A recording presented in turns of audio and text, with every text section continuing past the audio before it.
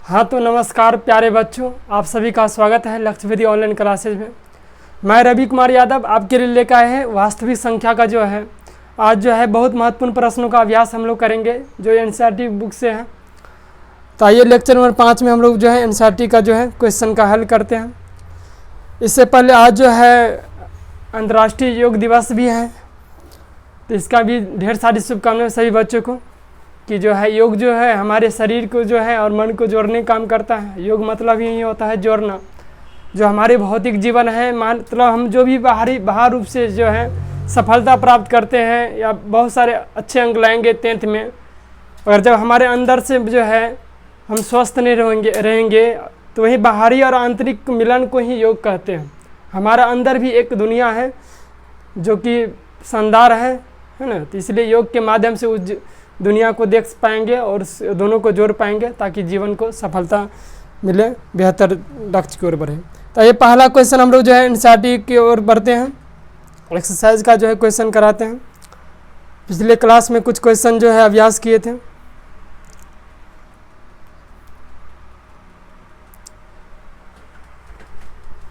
चलिए, अभाज्य गुणनखंड के विधि जो है बोला जा रहा है गुणनखंड के रूप में व्यक्त करने के लिए। क्वेश्चन आपके जो है स्क्रीन पर है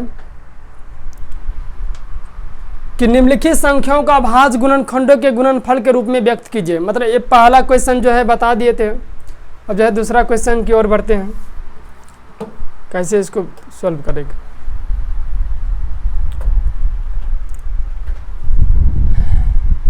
तो अभाज्य गुणनखंड विधि द्वारा बोला जा रहा है इसको हल करने के लिए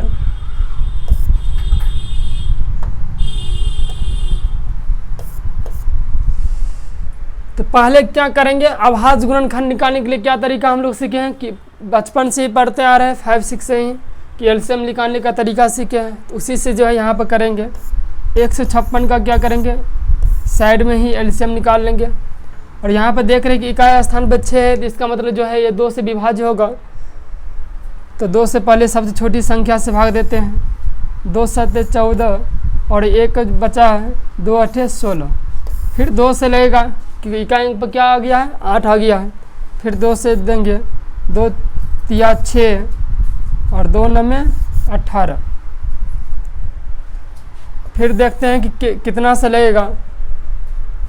3 से देखते हैं कि 3 का विभाज्यता का नियम हम लोग जो है सभी बच्चे जानते ही होंगे कि सभी अंकों का योग जो है अगर 3 से विभाज्य हो, जैसे यहाँ पर 39 है तो 39 में जो है 9 और 3 जो है अंक है। 9 और 3 को जोड़ेंगे तो कितना आ रहा है 12, जो कि 3 के पहाड़ा में 12 आपको दिखेंगे। तो 3 से भी लगेगा 3 एकम 3 3 तिया 9।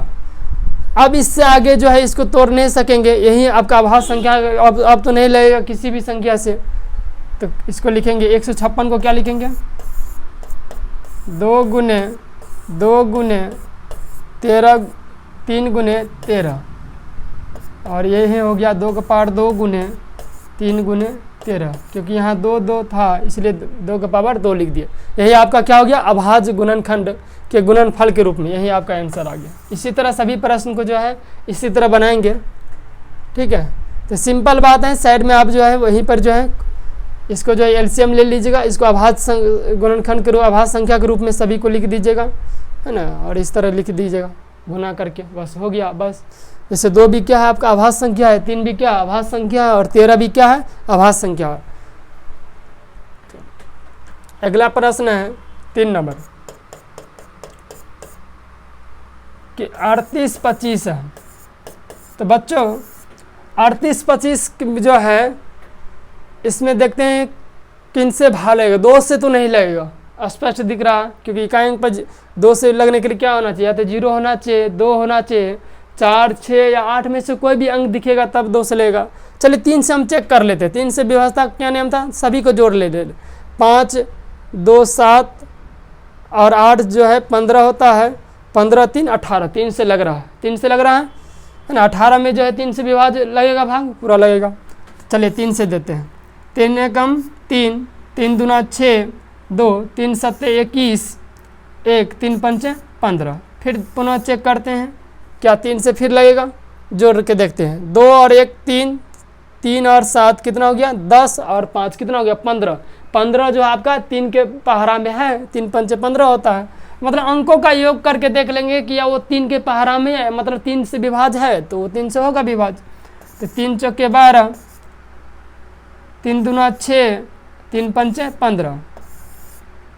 फिर चेक कर लेते क्या 3 से लगेगा, देखो इस बार नहीं लग रहा। 4 और 2 को जोड़ेंगे कितना होगा 6, 6 और 5 को जोड़ेंगे कितना होगा 11, क्या होगा 11। और 11 जो है 3 के पहाड़ा में 3 से विभाज्य नहीं होगा। तो चलिए आगे बढ़ते हैं। 4 से हो लगेगा, 4 से विभाज्यता क्या नियम है कि अंतिम 2 अंक अगर 4 से विभाज्य हो, अंतिम 2 अंक, तो अंतिम 2 अंक में क्या है 25 है, या अंत में 2 शून्य दिखे तो वो संख्या बस 4 से विभाज्य हो।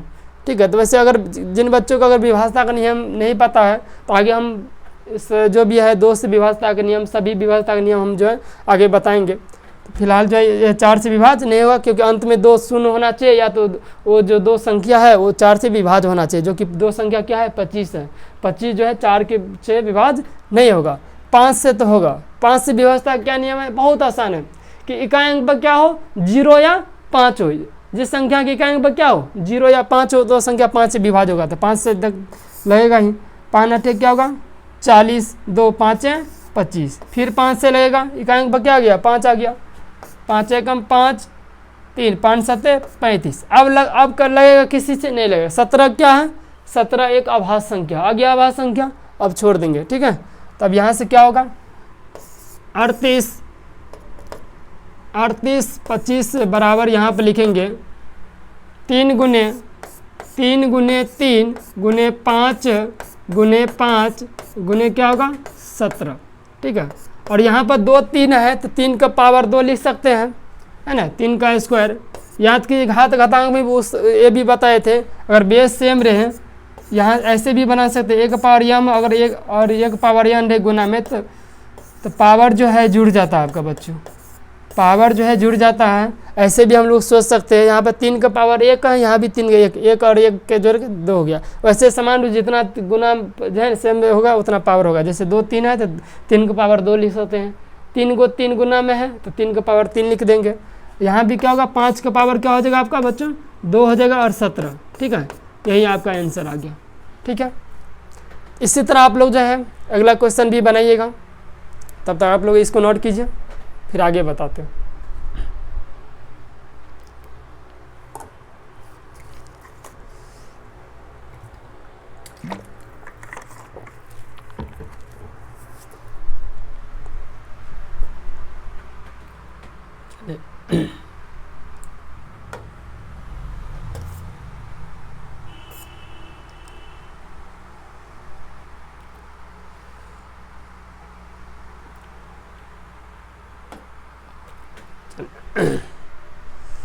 इसी में जो है जो क्वेश्चन था आगे इसको देख लेते हैं।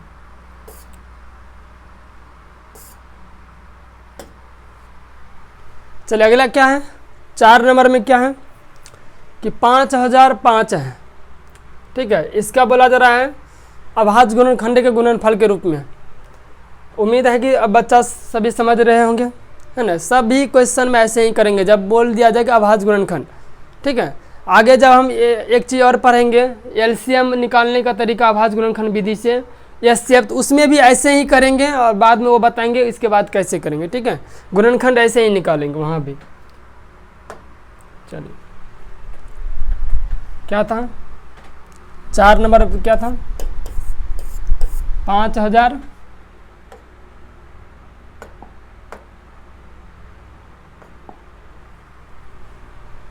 5005 यही था ना। चलिए 5000 क्या था 5, इसको भी क्या करेंगे एलसीएम निकालेंगे। ठीक है,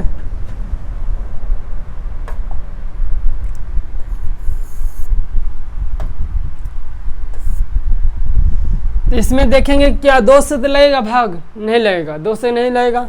3 से 5 और 0 को जोड़ेंगे तो 5 ही होगा, फिर 0 को जोड़ेंगे तो 5 ही होगा, फिर क्या होगा 5 जोड़ेंगे तो क्या होगा।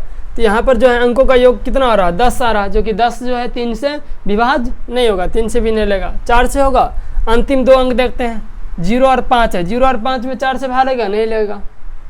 क्या होगा आगे 5 से तो लगेगा ही, क्योंकि इसमें के इकाई क्या है 5 है, तो 5 से करते हैं। 5 एकम 5, 0 0, 5 एकम 5। ठीक है,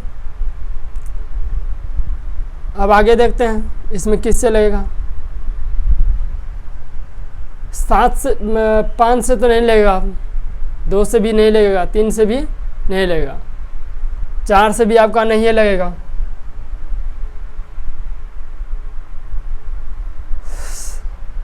7 से लगेगा,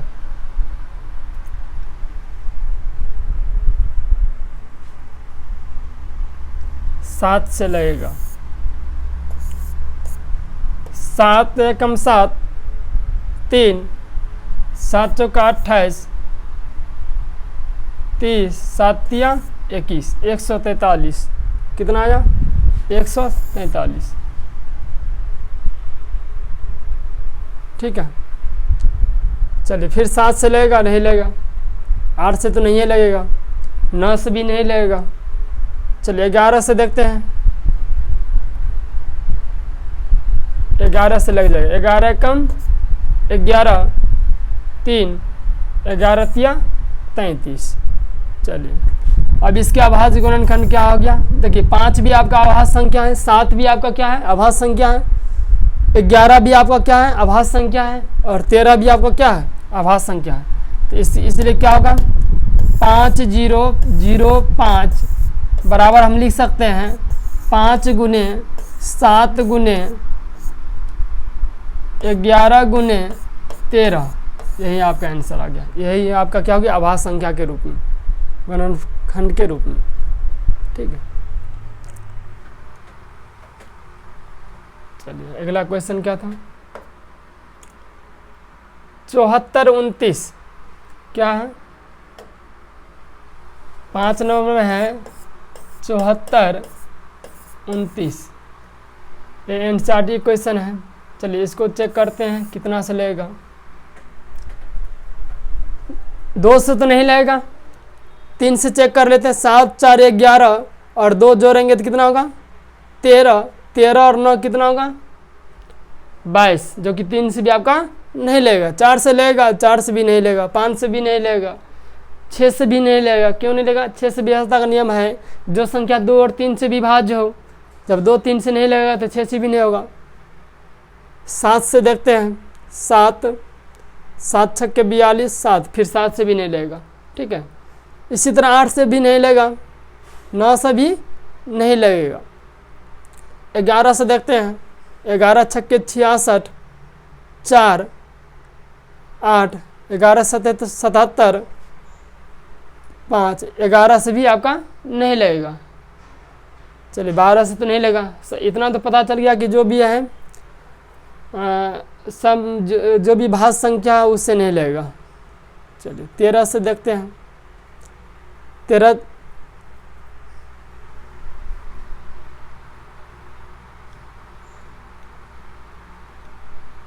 से भी नहीं लगेगा। चलिए 15 16 छोड़ देते हैं, 15 16 से भी नहीं लगेगा। 17 से देखते हैं,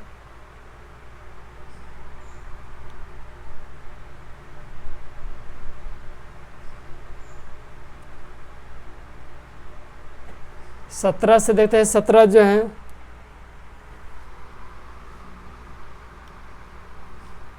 17 चौके क्या होगा था 68 होता है, और 2 4 2 6 62 हुआ, और यहाँ पर जो है 17 तिया 51,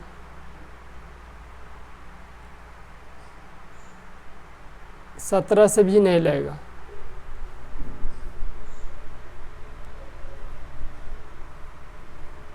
देखते हैं तो 21 19 से लगेगा,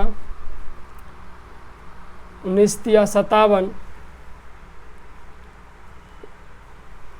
3 60, 10 17 हुआ 172, 19 90 171, 19 से लगेगा। 19 तिया क्या होगा 57, 19 तिया क्या होगा 57। अगर दिक्कत होगा तो यहाँ पर साइड में भाग दे देंगे, जिन बच्चों को अगर दिक्कत हो रहा है भाग देने में तो यहाँ से दे सकते हैं। 19 तिया 57,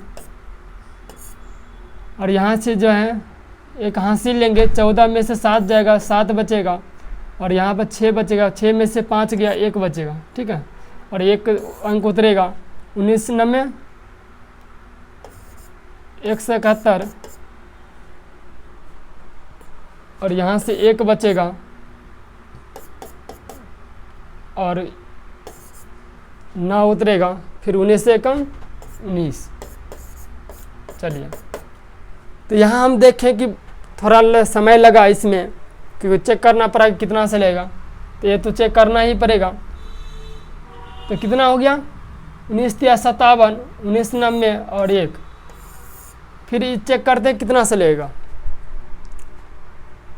19 से लेगा, 19 दूना 38, 1 19 से नहीं लेगा।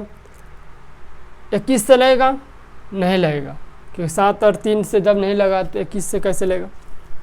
22 से भी नहीं लगेगा। 23 से देखते हैं, 23 के जो है भी नहीं लग रहा। 23 से देखते हैं, एक बार चेक करते हैं। 23 जो है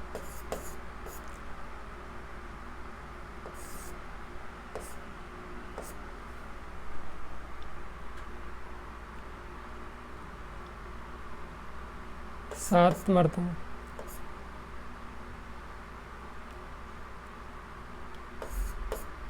चलिए 116। चलिए 23 से जो है यहाँ पर लग रहा है, 17 से ही लग रहा था, कोई बात नहीं। 23 से जो है आगे थोड़ा बढ़ गया।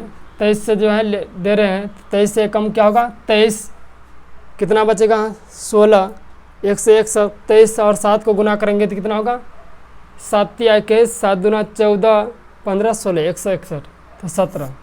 तो इसका मतलब जो है इसका अभाज्य गुणनखंड क्या होगा, 74। 29 का अभाज्य गुणनखंड क्या होगा, अभाज्य गुणनखंड जो है आपका हो गया, कितना हो गया, 17 गुने 19 गुने 23। यही आपका आंसर आ गया, ठीक है। ये जो है आपका जो है चेक करना पड़ा, कभी कभी ऐसा होता है, कोई बात नहीं, लेकिन तो कुल मिला के यही काम करना है, एलसीएम आपका निकालना है, और इस तरह से जो है इसको गुणनखंड के रूप में लिख देना है। और ये 17 भी आपका अभाज्य संख्या है, 19 भी है, और 23 भी क्या है आपका अभाज्य संख्या, जो कि हम पिछले क्लास में हम लोग पढ़ लिए हैं। चलिए आप लोग इसको नोट कीजिए, आगे जो है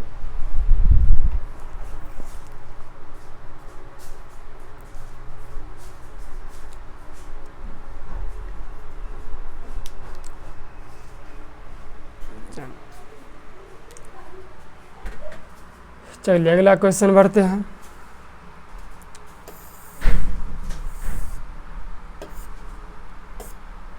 क्वेश्चन नंबर 2 आपके जो है बोला जा रहा है, पूर्णांकों के निम्नलिखित युग्मों के एचसीएफ और एलसीएम ज्ञात कीजिए तथा इसकी जांच कीजिए कि दो संख्याओं का गुणनफल एचसीएफ गुने एलसीएम है। तो पहले हम एक सूत्र याद सब पढ़ लेते हैं, इसके बाद जो है क्वेश्चन को समझ पाएंगे कि यदि कोई भी दो पूर्णांक संख्या है, यदि मान लेते यदि a और b क्या है, a और b दो पूर्णांक संख्या क्या है, इसको नोट में लिख लेंगे, दो पूर्णांक संख्या है, a और b क्या है, दो पूर्णांक संख्या। यदि a b दो पूर्णांक संख्या है तो क्या होगा, तो होगा दोनों संख्याओं का गुणनफल बराबर होगा एलसीएम जो है a और b का एलसीएम गुने क्या होगा एचसीएफ, a और b का क्या होगा आपका एचसीएफ, ठीक है। और इसको आप लोग जो है याद रखिएगा, यही आपका जो है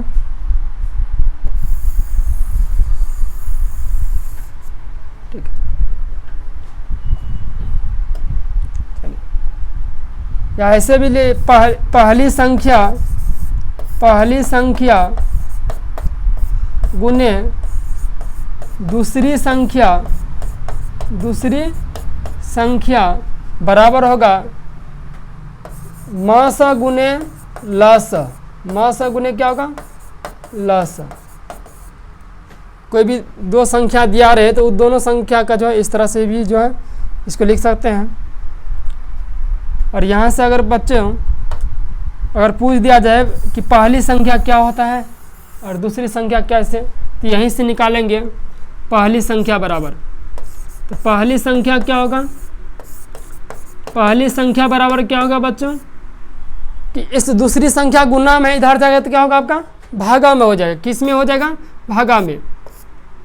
तो क्या होगा म स गुने ल स, म स गुने ल स बट्टा क्या होगा आपका दूसरी संख्या, क्या होगा दूसरी संख्या। ये तो मूल रूप से ये याद रखिएगा, आपको ये निकालने में कोई दिक्कत नहीं होगी, ठीक है। फिर अगर पूछ दिया जाए दूसरी संख्या बराबर, तो क्या होगा दूसरी संख्या बराबर पूछ दिया जाए तो क्या करेंगे, दूसरी संख्या है इधर पहली संख्या गुना में है, तो पहली संख्या को पकड़ेंगे कान को इधर ले आएंगे, तो क्या होगा ये गुना में रहेगा तो ये क्या हो जाएगा भागा में आपका हो जाएगा। तो म स गुने क्या हो जाएगा आपका ल स, म स गुने क्या हो जाएगा ल स बटा पहली संख्या क्या हो जाएगा पहली संख्या आपका हो जाएगा। ये फार्मूला को जो है याद रखिएगा आप लोग। अगर बच्चों पूछ दिया जाए कि ल स निकालने के लिए या म स निकालेंगे तब क्या करेंगे, ये भी बहुत आसान है। तो ल स बराबर क्या होगा, मतलब एलसीएम बराबर क्या होगा, ठीक है। तो ये म स को पकड़ेंगे इधर ले आएंगे तो तीन चीज़ दिया ही रहेगा, या तो पहली संख्या दूसरी संख्या दिया रहेगा, एक म स दिया रहेगा। जैसे इस प्रश्न में दिया हुआ है दो संख्या, तो जब दो संख्या दिया हो तो इसको बोला जा रहा है एलसीएम और एचसीएफ निकालने के लिए बोला जा रहा है, ठीक है। तो वो निकालेंगे और ये चेक करने के लिए बोला जा रहा है कि जो है दो संख्या गुणनफल जो है क्या म स और ल स के गुणनफल के बराबर होता है, क्या ये सही बात है। इसको इस क्वेश्चन के माध्यम से साबित भी हम लोग करने वाले हैं, ठीक है। तो ल स बराबर क्या होगा, तो देखिए यहाँ पर म स क्या है गुना में, इसको लेफ्ट साइड ले जाएंगे तो क्या होगा भागा में। तो क्या होगा पहली संख्या गुने दूसरी संख्या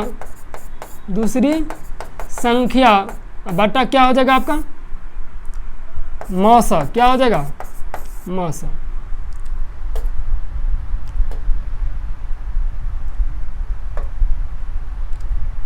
चलिए ये जो है बात जो है आप लोग ध्यान देंगे।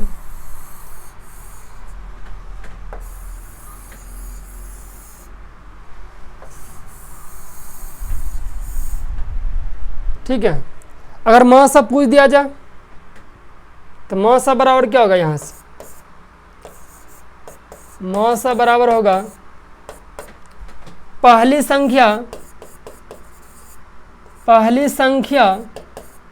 गुने दूसरी संख्या, पहली संख्या गुने दूसरी संख्या बटा क्या आपका होगा ल स, क्या हो जाएगा ल स।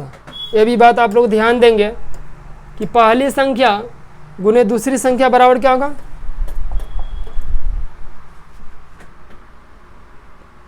म स बराबर होगा पहली संख्या गुने दूसरी संख्या बटा ल स। तो यहाँ से तीन चार बात सीखे हैं। तो कोई भी यदि दो पूर्णांक संख्या है, ठीक है, उसका अगर एलसीएम और एचसीएफ जो है दिया रहे हैं तो दोनों में संबंध क्या होगा, तो पहली संख्या गुने दूसरी संख्या बराबर म स गुने क्या होगा ल स। यहाँ से पहली संख्या बराबर निकाले हैं कि म स गुने ल स बटा दूसरी संख्या, और दूसरी संख्या बराबर निकाले कि म स गुने ल स बटा क्या होगा पहली संख्या। जब जिससे ज़रूरत पड़े उसे यूज कीजिएगा आप लोग। और यहाँ से ल स बराबर क्या होगा पहली संख्या गुने दूसरी संख्या बटा म स, और यहाँ से म स बराबर क्या होगा पहली संख्या गुने दूसरी संख्या बटा ल स।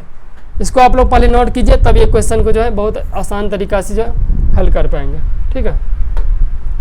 ये क्वेश्चन बहुत आसानी से जो है आप लोग हल कर लीजिएगा।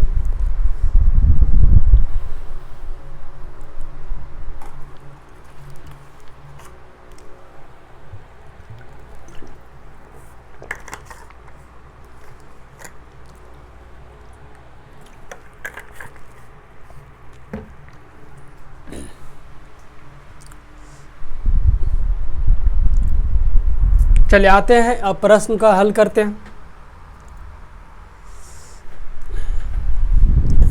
आपके एक्सरसाइज का जो है एनसीईआरटी का क्वेश्चन है। और ये न्यू एनसीईआरटी क्वेश्चन है ना। पुराने में जो है, अभी जो है न्यू में जो है बहुत सारे जो हैं, जैसे हम लोग शांत अशांत जो है यहाँ पर नहीं है। और एक क्वेश्चन जो है पूछा जाता था कि मतलब से दिखाने के लिए कि वो जो है इस रूप में जो है सम संख्या के रूप में हो सकता है। तो वो सभी प्रश्न का जो हल जो है हम लोग जो है PYQ में करेंगे। फिलहाल जो है अभी जो है जो न्यू एनसीईआरटी का जो भी क्वेश्चन है आपको वो बता रहे हैं हम। और नया में बहुत सारी चीज़ चेंज कर दिया गया है, जो जो चीज़ है उसको आपको बताते हैं, ठीक है। तो क्वेश्चन क्या था आपका?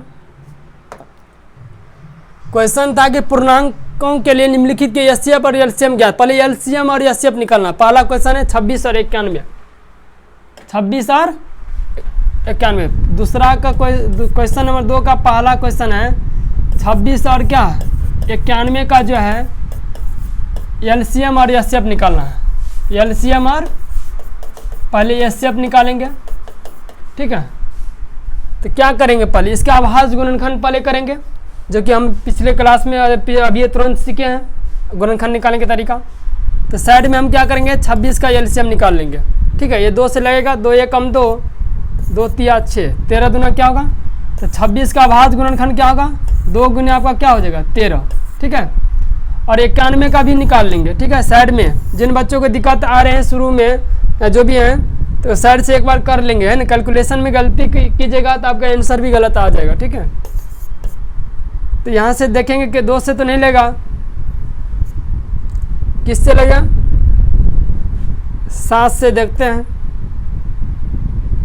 7 13 7 क्या होता है 91 होता है। तो यहाँ पर 7 गुने क्या हो जाएगा 13, ठीक है। अब एलसीएम में क्या, एचसीएफ में क्या होता है कि जो कॉमन सार्व गुणनखंड होगा, ठीक है। ये दोनों में जो है सार्व गुणनखंड जो होगा, सार्व गुणनखंड, जिसको कॉमन फैक्टर भी कहते हैं, कॉमन फैक्टर। तो आपको इसमें सार्व गुणनखंड क्या दिख रहा है, इसमें सार्व गुणनखंड आपको क्या दिख रहा है 13। कितना दिख रहा है आपका 13 जो है आपका सार्व गुणनखंड दिख रहा है, ठीक है। दोनों में है 13 हो गया, ठीक है। तो वहीं आपका क्या हो जाएगा एचसीएफ हो जाएगा। तो इसलिए एचसीएफ बराबर क्या हो जाएगा, एचसीएफ बराबर क्या होगा 13।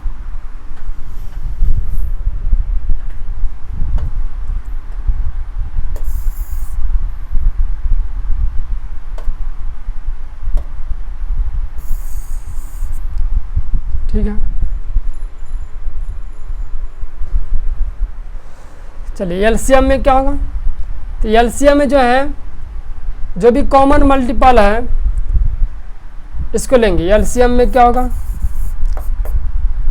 लोएस्ट कॉमन मल्टीपल, जो सबसे जो है कॉमन मल्टीपल जो होगा, जैसे यहाँ पर क्या हो गया वो सबको लेंगे।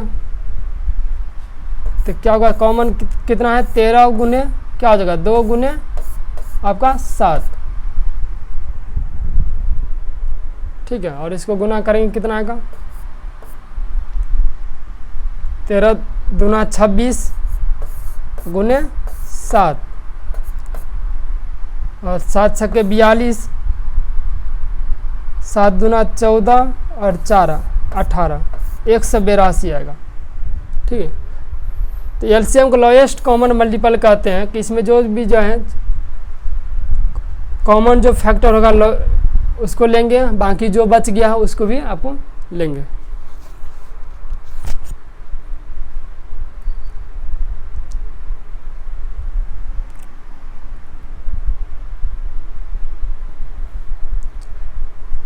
चलिए इसको आप लोग नोट कीजिए। जैसे दोनों का जो है एचसीएफ निकालने का तरीका और एलसीएम सीखे हैं, एक बेसिक बचपन सीखते आ रहे हैं। ये 26 और जो है 91 से का जो है और एलसीएम इस तरह से हम लोग जो है सीखे हैं। क्या होगा 13 से लेकर 13 दूना 26, 13 7 91। यहाँ से क्या होगा एलसीएम बराबर क्या निकालते थे 13 गुने 2 गुने 7 और यहाँ से कितना निकला है 182 और एचसीएफ निकालते थे कैसे होता है, जो सबसे छोटी संख्या है उससे जो है बड़ी में भाग देते थे, है ना। ये जो है बेसिक जो है बढ़ते आ रहे थे। 26 दूना क्या होगा, 26 देखते हैं कितना मरतबा लगेगा।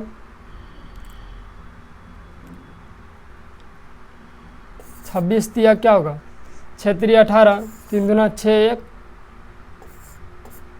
7 और यहाँ से क्या होगा 1 11 में 8 3 11, 8 बचेगा 1 13। फिर क्या करते हैं कि यहाँ पे 26 से 13 में भाग नहीं लगेगा, तो अभी 26 को क्या करते थे, भाज बना देते थे। क्या बना देते थे, भाज, और जो शेष बचता था उससे उसमें भाग देते थे।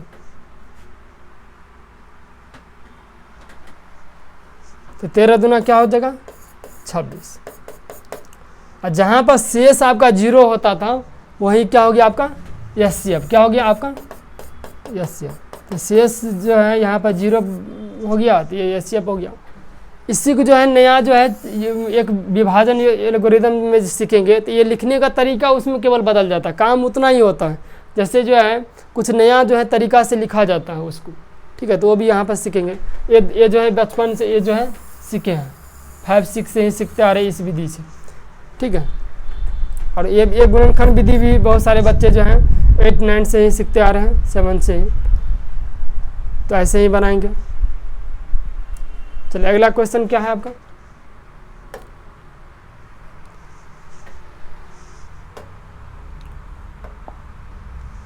अगला क्वेश्चन है 510 और 92। इसको आप लोग जो है बना के आइएगा, और एक जो है 336 और 54 का है, ठीक है। ये आप लोग बना के आइएगा। पहले इसको आप लोग नोट कर लीजिए कि ऐसे जो है एलसीएम और एचसीएफ निकालेंगे। एलसीएम का मतलब होता है लोएस्ट कॉमन मल्टीपल, मतलब गुणनफल के रूप में। एचसीएफ का मतलब हाईएस्ट कॉमन फैक्टर, ठीक है। तो पहले कॉमन फैक्टर निकालेंगे, जिसको शार्प गुणनखंड कहते हैं।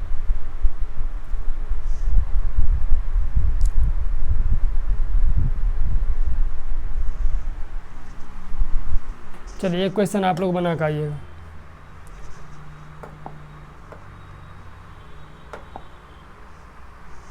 एक क्वेश्चन जो है आप लोग जो है अभ्यास कीजिएगा।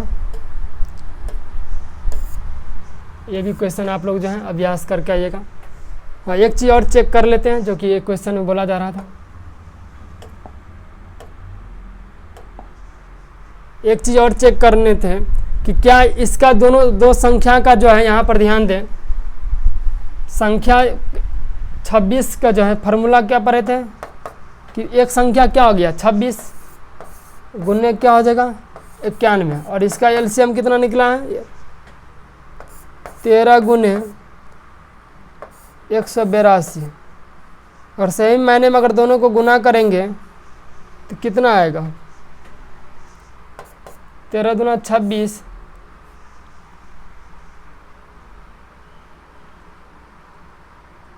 13 8 104 और 2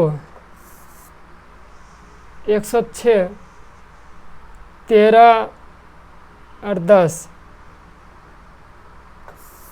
23 66। इसको भी गुना करेंगे तो कितना आएगा 23 66 ही आएगा, जो कि यहाँ पर फार्मूला जो है यही दिखाने के लिए बोला जा रहा था कि एक संख्या पहली संख्या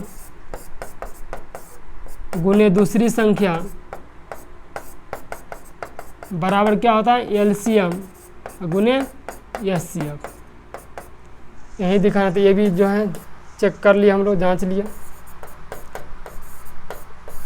कि पहली संख्या और गुने दूसरी संख्या। तो पहली संख्या क्या है 26 है, दूसरी संख्या क्या है 91 है। दोनों को गुना किए तो इसके एलसीएम और एचसीएफ के गुणनफल के बराबर आ गया, ठीक है।